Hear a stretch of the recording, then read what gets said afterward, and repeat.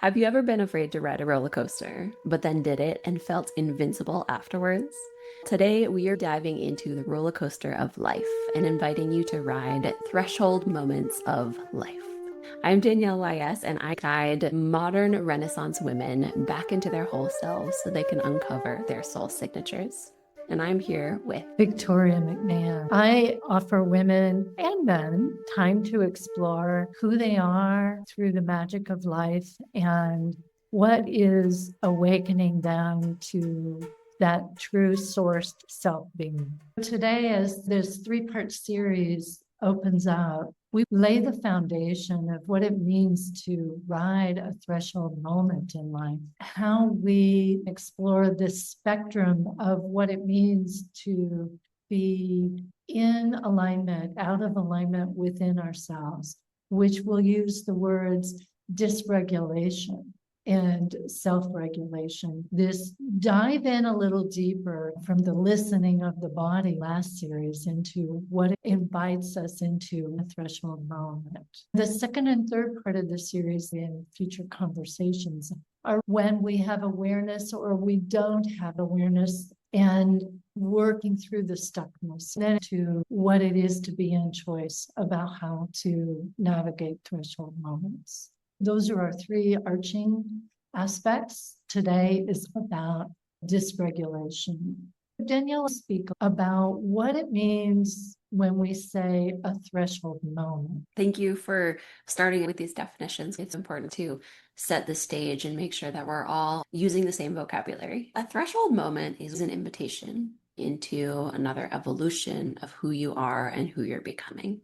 A threshold moment can be anything as subtle as a realization, working to rewire that patterning, or as big as a life event, as big as surgery. Victoria, you want to take it from there? I'm in a big moment. My partner just had knee surgery, preparing, having the surgery, and post-surgery moments. One small moment before surgery brought an old feeling of anxiety erupting right before they took him into surgery. A real sense of calm and clarity about the surgery going in before, but in that moment of wheeling him into surgery, I felt anxiety. Am I going to see you on the other side? Will I see you on the other side?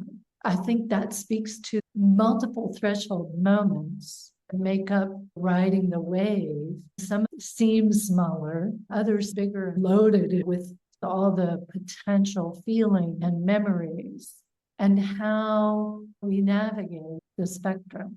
I'd like to invite you, Danielle, take from the last series and speak about the spectrum. There is the whisper to scream in the body, how that informs you in looking at dysregulation. Thank you for sharing. Coming back to definitions and vocabulary, we're talking about dysregulation and regulation not as polarities, but as two ends of a spectrum, the whole range of experience within it. As we talked about in a previous conversation, the scream to the whisper. When we're talking about dysregulation, we are talking about fight, flight, or freeze. Your body is in survival mode and your sympathetic nervous system is activated. Our main concern is survival, and that is our biology speaking. When we are in a regulated state, we are in that parasympathetic nervous system, rest and digest. We feel safe, secure, and we aren't worried about survival. We aren't feeling like we're in danger. And I think oftentimes we don't think about them as a spectrum. We think about them as on or off, dysregulated or am I regulated, when really it is that spectrum of a scream to a whisper. Our nervous systems are talking to us all the time. Our nervous systems are always active in some way, whether it's sympathetic or the parasympathetic. They're working together to help us navigate the world, whether we know it consciously or not.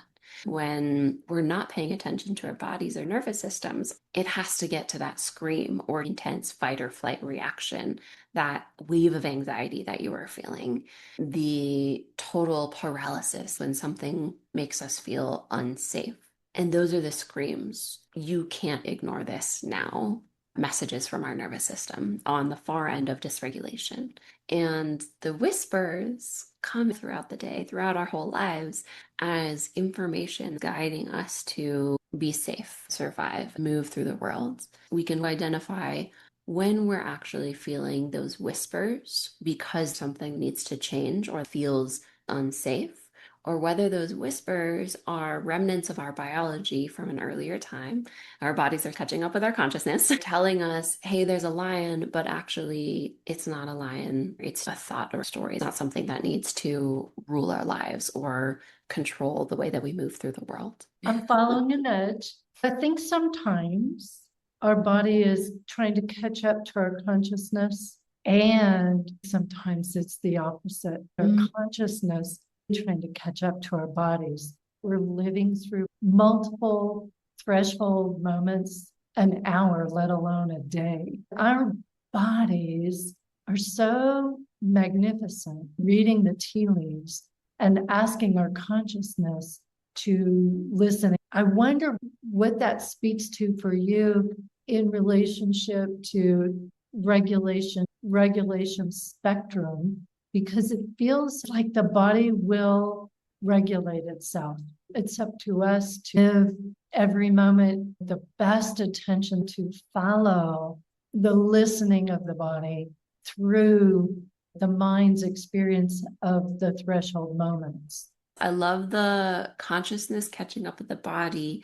I think the piece I was pulling at is biology catching up with consciousness. A lot of our biology is from ancestors being literally in danger. Now, within the capsule of the consciousness catching up with the biology, mind catching up with the body, because the mind makes up the stories and the meanings as a result of what happens in the body and as a result of the nervous system and dysregulation as a way to understand or control discomfort. How does that land for you? I think there's a both and. I'm listening to the story of biology, trauma, and the mind working through old story. In my listening, I think there's more to it. That's one dimension. We are as the human being biology piece, and then the spirit being evolutionary, multidimensional nature of who we really are.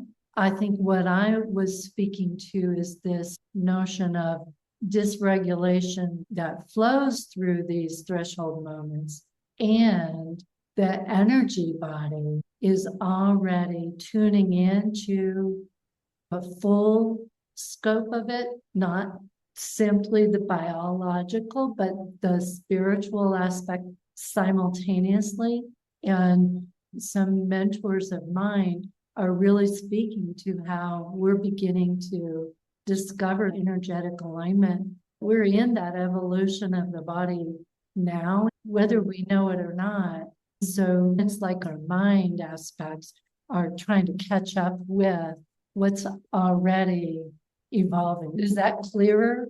The spectrum of dysregulation, what you said earlier, was it's simply a whisper or a scream, and the giving a place for all of the nuances in this spectrum is what helps us evolve and become more able to be with these threshold moments. While it may appear to us that our body's in dysregulation, the sympathetic fight, flight, freeze is off the chart, there's another aspect that is calm, steady, and grounded in inner wisdom self.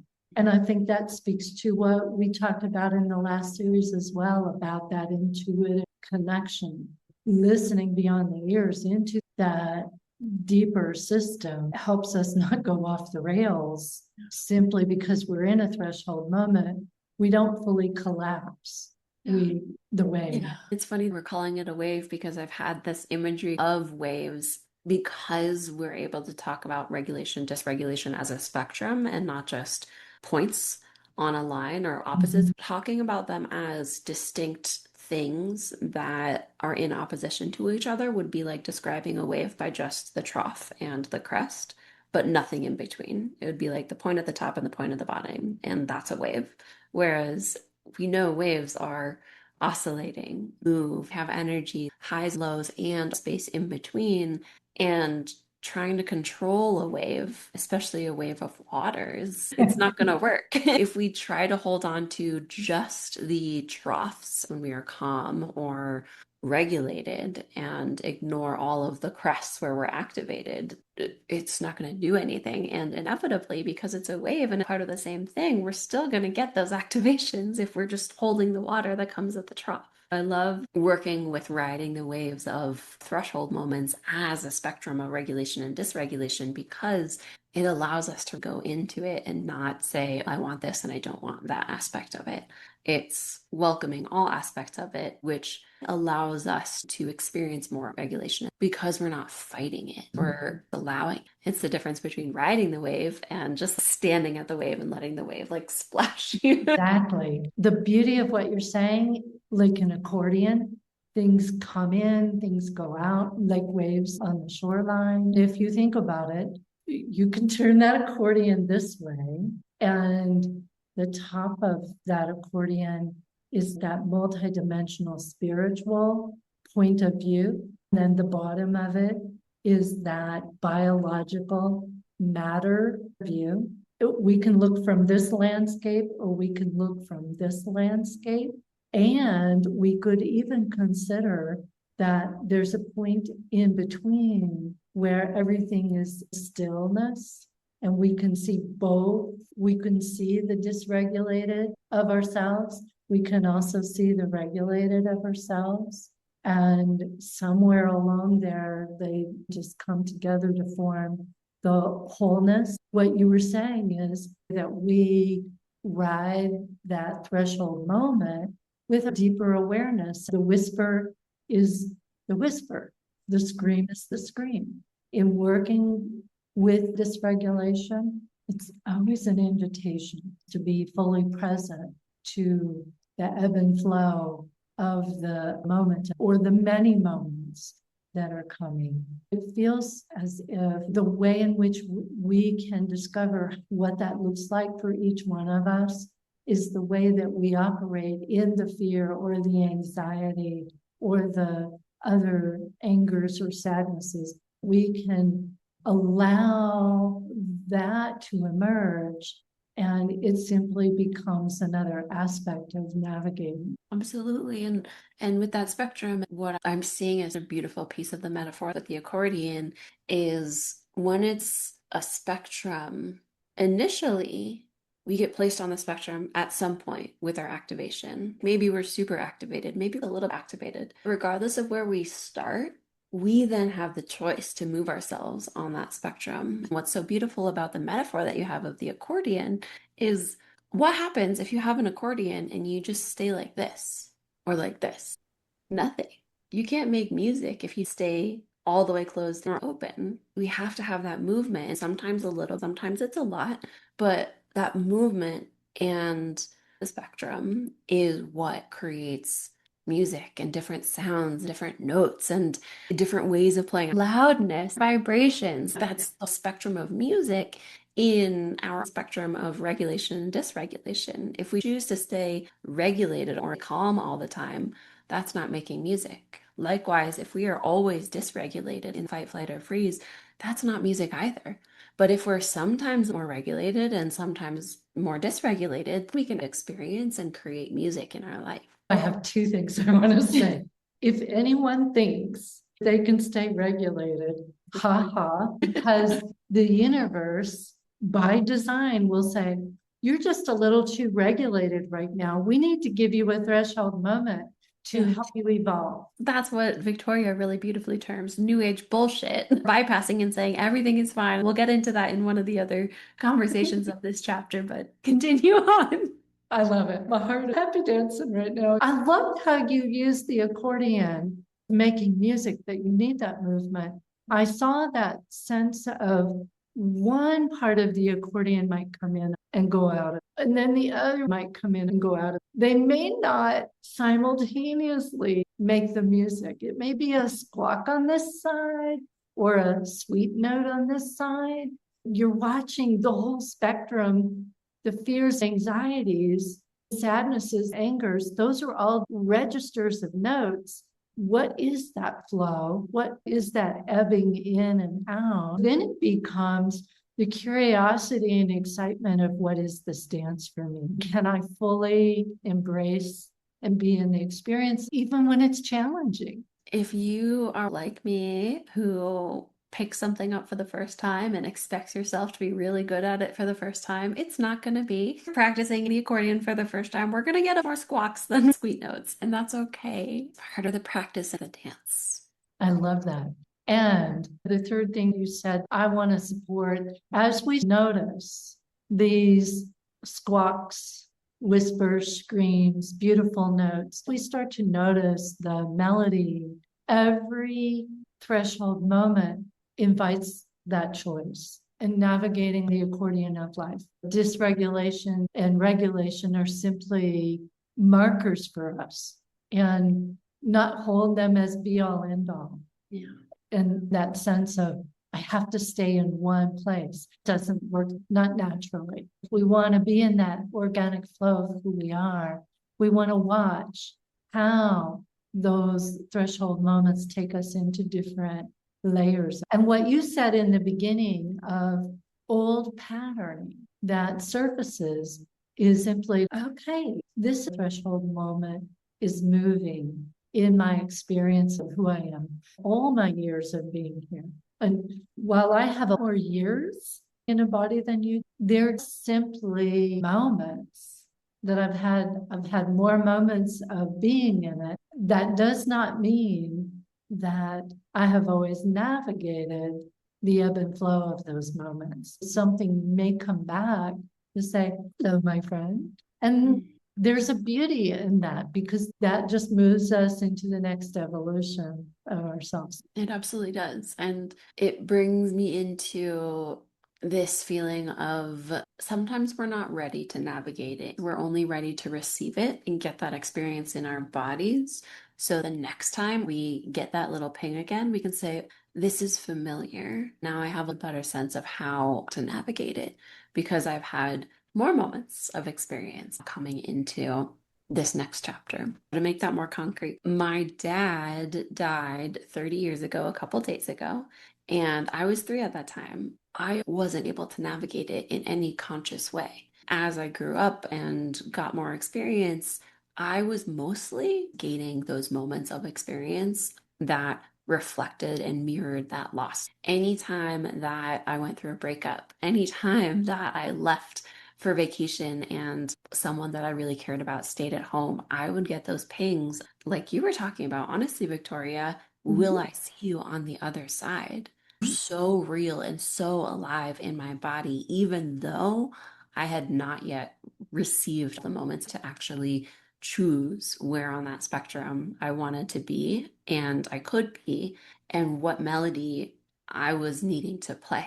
And it wasn't until 22 years after the fact that I even started to get a whisper that it was possible to choose where I wanted to be on that spectrum. It takes time and it takes moments and receiving those moments. I'm touched by your capacity to be in this reflection and deep movement of threshold moments that have given you more ground. I suspect that's true for all of us, whether we are in the realization of it or not, because over the past 20 years, I've had threshold moments bring that idea to the surface. This is just one threshold moment that I've gone through in my relationship, as we all have in relationship to ourselves and others we love.